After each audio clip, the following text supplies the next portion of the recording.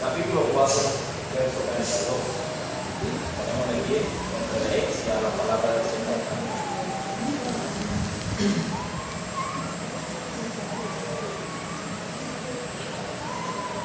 Dice así en la versión Reina Valera 1960. Y la multitud de los que habían creído era de un corazón y un alma, y ninguno decía ser suyo propio nada de lo que poseía, sino que tenían todas las cosas en común. Amén. Puede sentar. El amor hacia los hermanos, así titulé este tema. Y este amor solo surge, hermano, cuando los corazones de los creyentes tienen un amor primeramente ferviente hacia el Señor Jesucristo.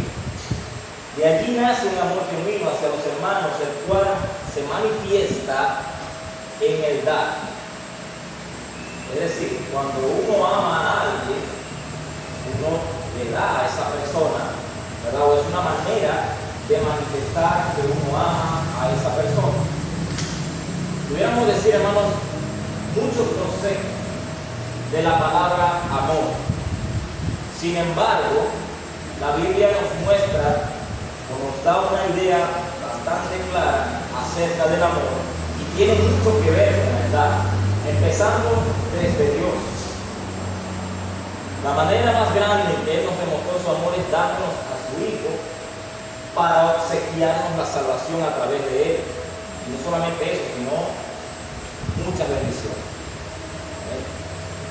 No solamente tenemos la salvación, sino que su amor y su misericordia nos ha permitido la vida que tenemos, nos ha permitido respirar, nos ha permitido tener salud, nos ha permitido el trabajo, el alimento, etc. Y eso no es más que una muestra del amor de Dios por sus hijos y también en general por su creación, porque también dice que Él envía la lluvia sobre buenos y malos. Entonces, bueno, nosotros hablamos mucha gente, todo el mundo quiere hablar acerca del amor como un punto de referencia, y el mundo actualmente ha querido distorsionar el concepto genuino del amor que nos enseña la palabra de Dios para usarlo y distorsionándolo, lo usan como una excusa para tapar sus aberraciones y sus pecados en nombre del amor. Sin embargo, el verdadero amor que nos muestra la Biblia es un amor que no solamente da, sino que también procura el bien del ser amado. Y eso incluye, o eso implica, por ejemplo, en el caso de los padres hacia los hijos, en algunos momentos los padres tienen que hacer algo que yo creo que ningún padre disfruta, ¿verdad? Que es castigar a sus hijos. Actualmente hay una cultura de que eso no se puede hacer, que eso es maltrato, etc. Sin embargo, la Biblia nos enseña claramente que la disciplina hacia los hijos es una forma de mostrar amor de los padres hacia ellos. Es una forma de decirle que los amamos, ¿verdad?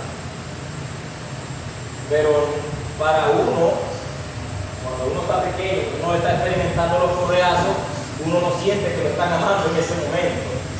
Sin embargo, después que uno crece, después que uno madura, es que entiende el porqué de esos correazos, el porqué de ese castigo, el porqué de las prohibiciones de nuestros padres, el porqué nos decían ciertas cosas que no debíamos hacer. Y que ahora que estamos grandes y entendemos esto, decimos verdaderamente, gracias papá, gracias mamá, porque a pesar de que en el momento no lo entendimos, ahora que lo entendemos, sabemos que nuestros padres verdaderamente nos amaron y lo hicieron por amor a nosotros, no porque les gustara torturarnos o maltratarnos, sino porque querían algo de bien para nosotros. Entonces, en la iglesia, sobre todo en la iglesia primitiva, había un amor fraternal, un amor genuino, un amor característico de una familia unida. Ese era el amor que se veía dentro de la iglesia primitiva, ¿no? Al punto de que tenían estas características, de que ellos no les costaba para nada desprenderse de alguna pertenencia para ayudar a algún otro hermano necesitado. Y ellos podían confiar, incluso en los apóstoles, de que ellos harían una buena administración de las ofrendas o de lo que ellos donaban para el bien de la iglesia. Lo que pasa es que actualmente los que dicen ser apóstoles cortan el versículo allí, donde dice que traían todos los pies de los apóstoles y no continúan leyendo. Pero si usted continúa leyendo el texto, dice que los apóstoles, en un principio, antes de nombrar los diáconos, ellos repartían todo eso de manera equitativa entre los necesitados. Dice la palabra que ellos lo recibían y repartían conforme a la necesidad de cada uno, es decir, de manera equitativa, porque no es lo mismo decir de manera equitativa que de manera igualitaria. De manera igualitaria es que a cada familia se le mande 1 kilo de harina, por ejemplo. De manera equitativa es que si la familia era más grande, se le mandaban más kilos de harina, por ejemplo, ¿verdad? Bueno, esta es una familia de 3 personas, bueno, pues unos 2 kilos de harina tienen para esta semana. Ah, pero esta es una familia de 10 personas, vamos a darle 4 o 5 kilos. Más o menos para que tengamos una idea de lo equitativo y de la manera en que ellos manejaban los recursos de las personas para que la iglesia cubriera sus necesidades, sobre todo aquellas personas que por una u otra circunstancias no tenían cómo sustentarse por sí mismos. Ahora bien, ¿cuáles eran estas características o cómo vivía la iglesia primitiva? Y empezamos con unas características, aparte de esta demostración, en un solo texto que lo encontramos en Hechos, capítulo 2, verso 42, dice así: y perseveraban en la doctrina de los apóstoles, en la comunión los unos con los otros, en el partimiento del pan y en las oraciones. Aquí vemos varias cosas en un solo texto, resumen mucho de lo que ellos hacían en la iglesia, o de lo que ellos hacían cuando se reunían. Pues si uno analiza las implicaciones de lo que este texto está diciendo acá, yo creo que Lucas buscó las palabras más precisas y el Espíritu Santo obviamente lo inspiró o lo guió, vamos a decirlo de esa manera, para que las palabras precisas en este texto describieran el comportamiento preciso de la iglesia de aquel tiempo. Y en un solo texto nos dice, por ejemplo, perseveraban en la doctrina de los apóstoles. El hecho de que perseveraban era que era algo constante. Ahora, ¿cómo es eso? ¿Cómo se traduce esto? Hay una palabra que está allí en el griego y quiere decir literalmente el anuncio de un pregonero, y consiste en la exposición de los hechos clave del Evangelio que no se pueden negar ni discutir, como vieron claro los primeros predicadores, como lo fue el apóstol Pedro, el apóstol Juan, entre otros discípulos, que estaban tan seguros de lo que estaban predicando y estaban tan confiados en lo que estaban predicando, que ellos estaban dispuestos a morir por lo que estaban predicando, por amor primeramente al Señor y por amor a las almas perdidas. Entonces ellos estaban dándoles el Evangelio, aparte de otras enseñanzas, a las personas, dándoles a ellos lo que ellos necesitaban escuchar, el alimento espiritual, para que estas personas pudieran crecer en el Evangelio. Y los que no habían llegado, creyeran en el Evangelio.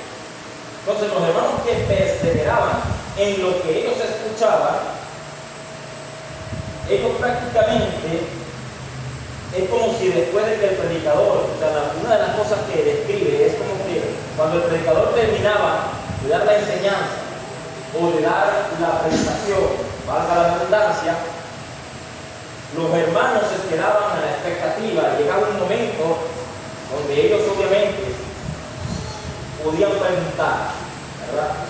Bueno, y ahora que nos han enseñado esto, ¿qué hacemos nosotros?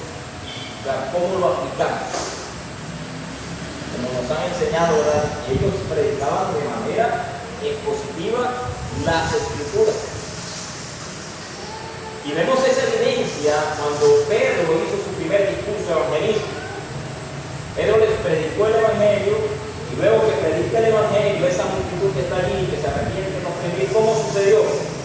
Ellos se acercaron a ellos. O sea, Pedro no hizo un llamado, sino que las personas se acercaron atemorizadas y arrepentidas y preguntaron: varones Galileos, ¿qué haremos para ser salvos?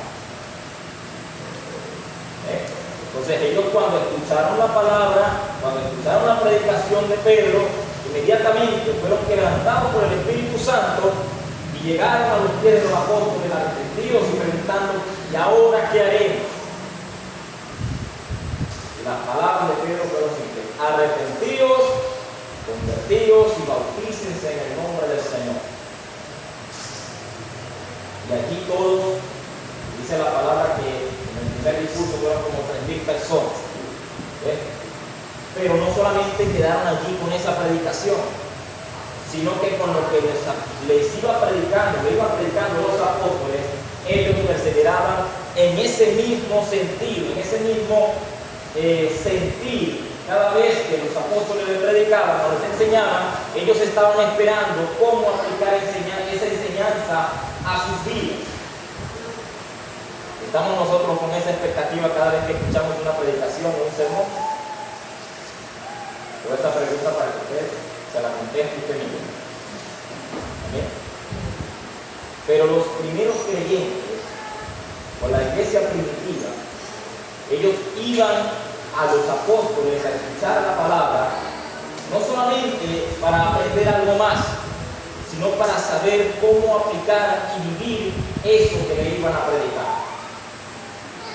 Lamentablemente, muchas veces nosotros vamos a la iglesia o venimos a la iglesia y estamos escuchando la palabra, pero a la vez estamos distraídos con otras cosas, y cuando salimos del culto se nos olvidó lo que dijo el pastor o lo que predicó el hermano. Pero debemos venir a la hora de escuchar la palabra de Dios, no solamente prestando atención para yo saber lo que voy a aprender hoy, sino cómo esa palabra la puedo aplicar en mi vida, cómo esa palabra me va a enseñar a crecer, cómo me voy a edificar yo con esa predicación. Tal vez no todo el sermón me lo voy a grabar de memoria, pero debe haber algo allí, porque si estoy expuesto a una palabra o a una predicación sana, debe haber algo allí que me edifique. Yo tengo que buscarlo allí. Esa es la intención del creyente cuando viene a escuchar la palabra de Dios. Y esta era una característica de la iglesia primitiva. No solamente escuchaban el mensaje, sino que procuraban, atesoraban y lo querían hacer o poner por obra. Esa es la intención que debemos tener. Había algo como la palabra comunión, se puede traducir como compañerismo o participación. Los cristianos se convierten en compañeros del Señor Jesucristo y de los demás cristianos. Tenían todo en común: pertenencia, una fe, un amor, un bautismo, un Señor al cual servir, e incluso compartían los padecimientos de los demás hermanos y de familia. No, los que de verdad amaban a sus hermanos no los abandonaron en momentos de persecución. Y nosotros leemos el contexto del capítulo 4. El apóstol Pedro había hecho otra de sus predicaciones, y luego de haber hecho una sanidad, los mismos sacerdotes, miembros del Sanedrín, los querían detener, pero tenían miedo del pueblo por el milagro que se había hecho. Y lo que hicieron fue amenazarlos y decirles que no anunciaran el Evangelio, que no siguieran predicando eso. Sin embargo, ellos llegaron a donde estaban los demás hermanos y les contaron lo que había sucedido. Ellos se regocijaron y siguieron predicando el Evangelio. Y los hermanos que escucharon eso se regocijaban de saber el entusiasmo de los apóstoles, que a pesar de lo que habían padecido, seguían firmes en la fe y predicando el Evangelio a pesar de las amenazas de los enemigos. Fíjense también partiendo el pan o el partimiento del pan. Es una referencia a la cena del Señor. ¿Okay? Ellos se reunían cada cierto tiempo. La Biblia no nos especifica si lo hacían igual que nosotros, una vez al mes, aunque hay ciertas referencias históricas que son extrabíblicas, que parece que de ellos se reunían una vez al mes a tomar la cena del Señor. Sin embargo, no dejaban por fuera esta comunión, porque ellos no solamente sabían que tenían comunión entre sí como hermanos, sino que ellos sabían que el vínculo que nos unía era el Señor Jesucristo a través de su sacrificio. Y debemos entender, hermanos, aunque se nos hace difícil, porque lamentablemente, ¿verdad?, en este mundo siempre vamos a tener un poquito de apego hacia las cosas de este mundo. Pero el vínculo que tenemos como creyentes en el Señor es más fuerte que el vínculo familiar o sanguíneo que podamos tener en la tierra. Lo voy a repetir por si no lo entendí.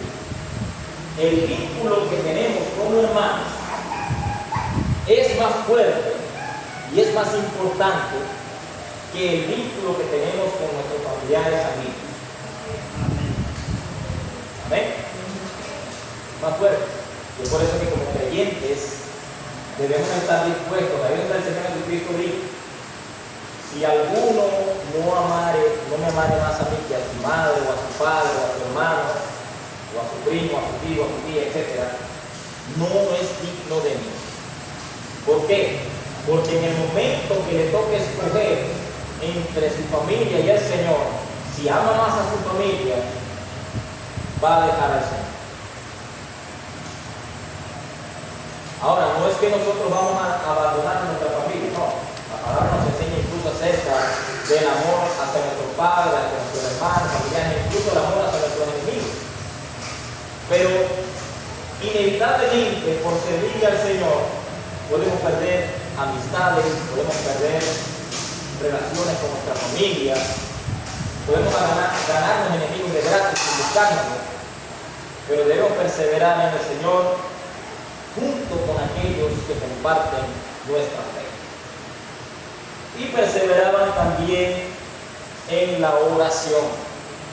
No solamente la oración cuando se reunían colectivamente como iglesia, sino en la oración personal, cada uno con su Señor, porque estaban conscientes de que su Señor había resucitado y que Él estaba intercediendo a la diestra del Padre para que sus oraciones también fueran escuchadas. Y que gracias al Señor Jesucristo podemos orar directamente al Padre. El Señor Jesucristo nos enseñó que la oración es directamente al Padre, en el nombre de Jesús y con la ayuda del Espíritu Santo. El Espíritu Santo nos ayuda en nuestra oración. De la misma manera, la iglesia primitiva perduraba o persistía en estas características. Muchas veces, hermano, y a veces a uno le pasa, que uno tiene todo un día de trabajo, un día de cansancio, y cualquiera de nosotros en algún momento nos va a pasar.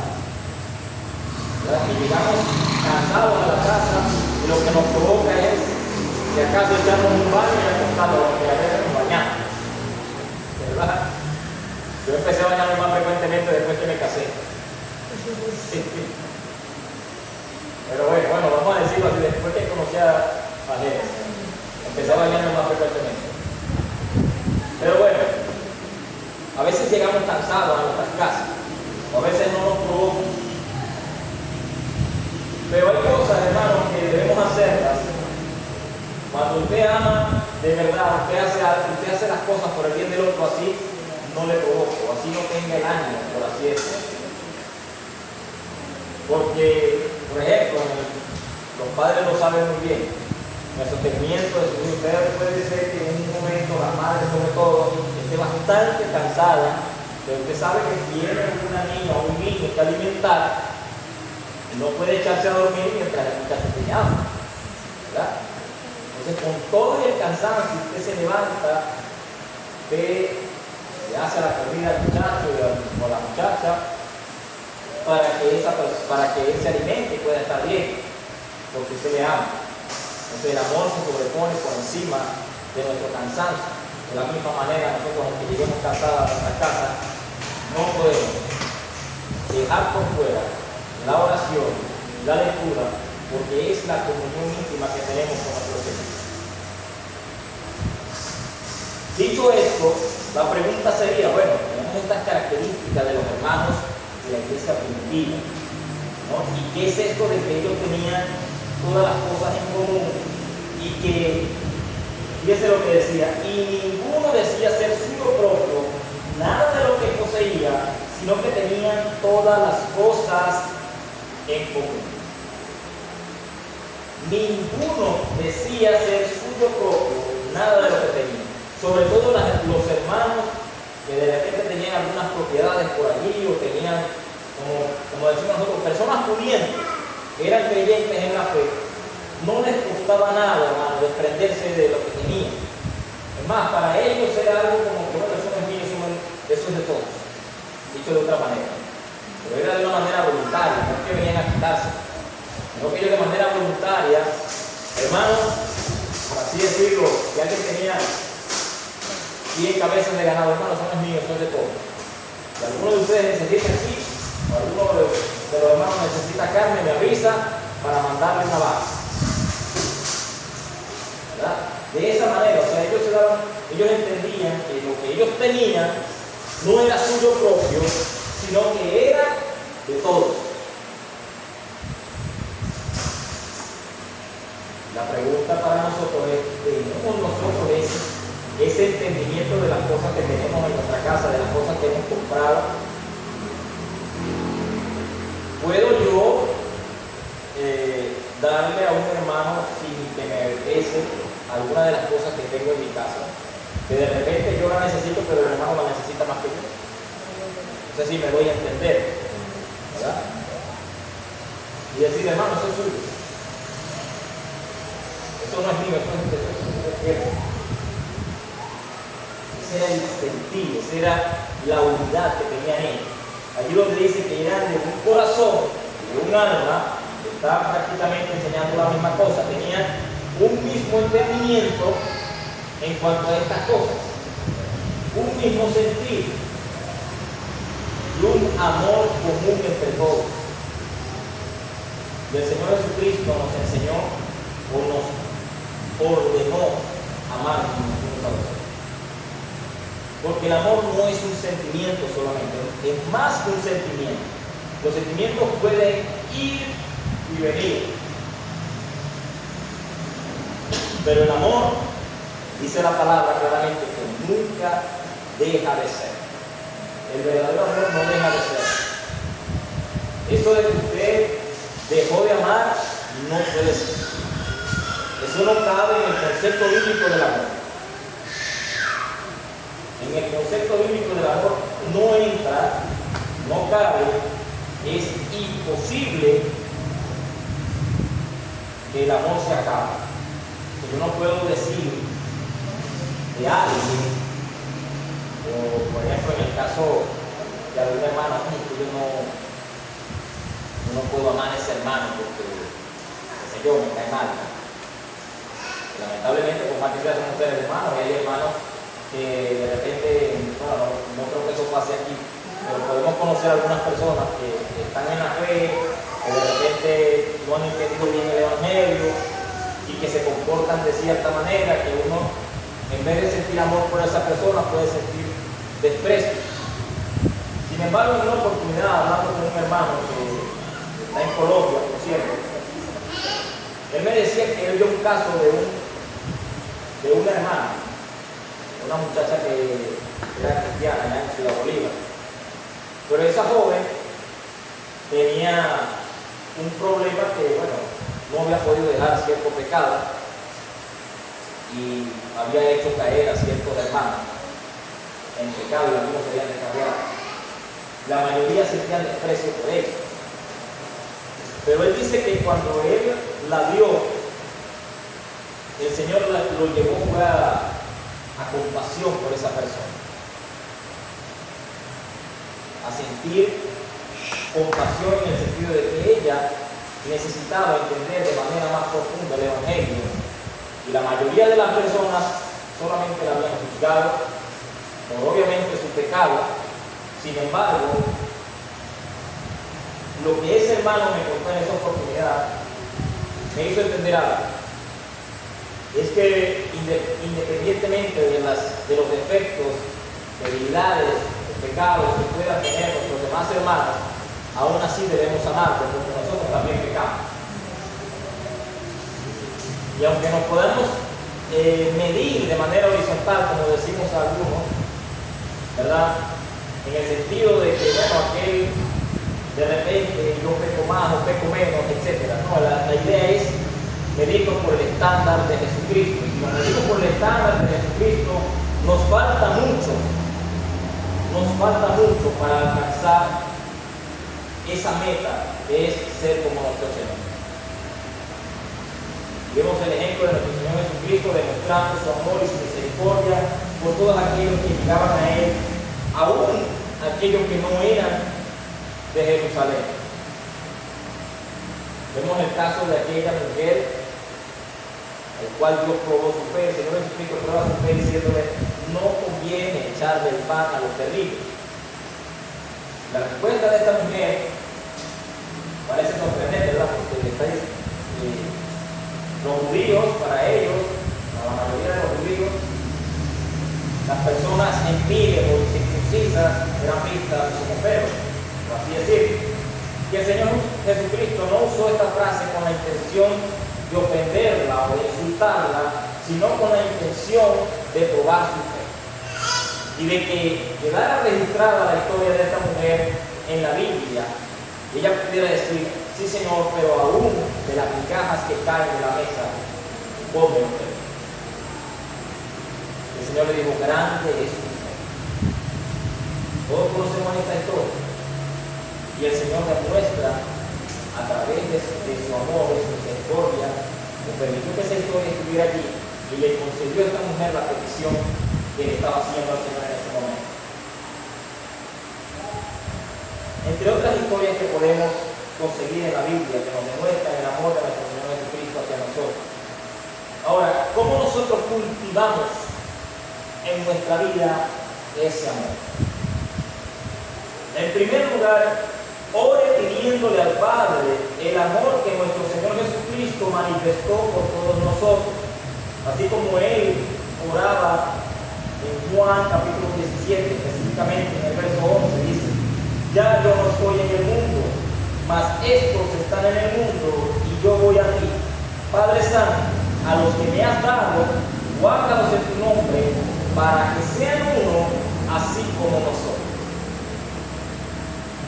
Ya el Señor de antemano estaba pidiendo para que nosotros nos amásemos entre nosotros mismos y seamos uno, así como el Padre, el Hijo y el Espíritu Santo están en unidad perfecta. De la misma manera es la voluntad de Dios que nosotros estemos en unidad. Ahora, el problema es que nuestro corazón humano no puede tener un amor genuino por sí propio.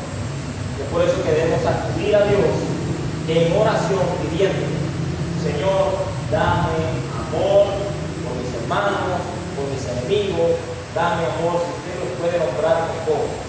Ayúdame a amar a fulano, a Pedro, a Mengano, etc. Enséñanos a amar. Es una oración que debe estar constantemente en nuestras oraciones personales, pidiéndole al Señor. Segundo, no menos importante, no se aparte de la comunión con los hermanos. Así puede estar al tanto de las necesidades de los demás y sensibilizarse por ellos.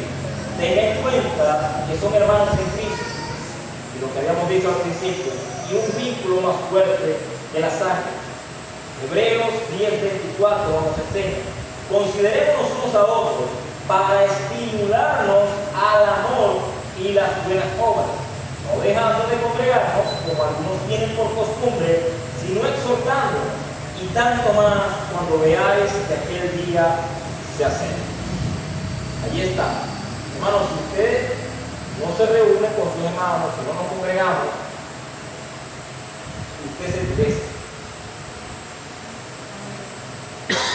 Se endurece, hermano. En cuestión de una semana, a las 2 semanas que usted deje de congregarse, ya usted no le va a provocar ni ir a la iglesia, ni se va a preocupar mucho menos por los hermanos de la iglesia. Y fíjense que Hebreo nos está enseñando aquí para estimularnos. O sea, una de las razones para las que nos congregamos es considerándonos los unos a los otros, conocer las necesidades de nuestros hermanos, para estimularnos al amor y las buenas obras, porque primero viene el amor y después vienen las obras.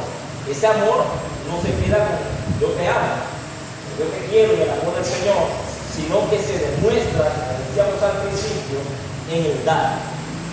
Es una manera de demostrar amor. Y si usted ama a su hermano, como decíamos hace rato, no le va a costar ayudarle en algo que usted pueda hacer por él. ¿Amén? Otra cosa, despréndase de lo material y ame a su Señor por encima de lo material, pues no podemos amar a dos señores. ¿Qué pasa? Que cuando yo tengo un apego hacia lo material, se me va a hacer mucho más difícil desprenderme de algo para ayudar a otra persona. Pero yo debo considerar las cosas materiales como cosas perecederas. Y si yo puedo desprenderme de algo o perder algo que de repente pueda tener un valor en este mundo, pero eso va a ayudar a un hermano en la fe, aunque sea dando un paso más en el Evangelio, ese paso que mi hermano va a dar en el Evangelio, o ese crecimiento que mi hermano pueda tener en el Evangelio, vale mucho más que lo que yo le pueda dar. Dicho de esta manera, si yo le demuestro a mi hermano el amor a través de una dádiva que pueda cubrir una de sus necesidades, ese hermano puede ser que esa dádiva le estimule a seguir adelante. Esa dádiva le puede estimular a decir, bueno, el Señor usó a este hermano para ayudarme en esta necesidad. Gracias, Señor, porque tú me has ayudado. Y eso puede estimular su fe, eso puede estimular a nuestro hermano a continuar un poco más. Y a eso me refiero cuando digo que esa dádiva que yo me estoy desprendiendo, que puede tener un precio en el mundo, pero si ayuda a mi hermano a dar un paso adelante en el Evangelio, vale mucho más que cualquier material en esta vida. Por eso que, hermano, no tengamos un apego por lo material. Eso es algo que la Biblia nos enseña claramente. Buscar primeramente el reino de Dios y su justicia, y las demás cosas vendrán por añadidura. Porque nosotros podamos necesitar, el Señor nos promete que Él nos lo va a dar. Sí, van a haber momentos, lamentablemente somos humanos y a veces nos angustiamos cuando no alcanzamos, cuando no tenemos lo que necesitamos en el momento, lo que creemos que necesitamos. A veces nos acostamos sin un poquito de harina en la despensa para el otro día desayunar. Y eso por más que sea pone a uno pendiente, lo pone a veces hasta le puede quitar el sueño, el simple hecho de uno no tener que desayunar al otro día. Pero cuando uno confía en el Señor de un lado u otro provee. El Señor nos provee, pero debemos confiar en Él, debemos desprendernos de lo material. No nos apeguemos a lo material. Amemos a nuestros hermanos por encima de las cosas materiales. Entendamos que si yo hago algo para ayudar a mi hermano a dar un pasito más adelante del Evangelio, a continuar, a estimularlo, los unos a nosotros nos estimulamos para continuar y perseverar en la fe, eso vale mucho más que todas las pertenencias que podamos acumular en esta vida. Porque estamos sembrando y depositando en el banco de la eternidad, en el banco celestial.